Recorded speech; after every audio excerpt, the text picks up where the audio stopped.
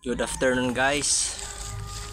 Mamuhag na pud tagputyokan diri sa bukid. So solo lang ko mamupuhag ani karon di ani sa bangkal nga kahoy. Muna atong gamit no. Na yang putyokan na ara diha sa lipod ra kayo. So di kay nato makita na nara diha ang putyokan niya parte kanang atong gizom. Kana narao kanang nagdagtom. Bag-o pa lang dahil na siya mga higala no, mga amigo. Bag-o pa lang na siya nga nagkayog. So atong gamit din ha, banuot lang kana ay lokay nga patay. Atong butangan og buhi na mura na itong gamit.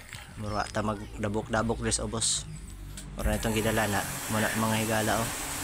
Pag pa kaayo, puti pa kay balay sa putyokan, anogon kay ato nang napuhag. Dako unta siya uluhan kung nadugsan unta ni tanan.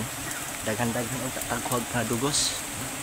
Sayang kay sao man napaasuhan na nya kun di nato pa na nga dugos nga gamay paghihapoy kwenta ay namahawa na sila di na nabalikon kini mahong aso na medyo isog ang putyokan pero kay medyo ano atong aso so sila kaatraka sa ito ano dakong tanga uluhan mga higala gamaya sa dugos no kada ko sa uluhan so, ay mo kalimot pag subscribe sa aton channel no, pag-follow.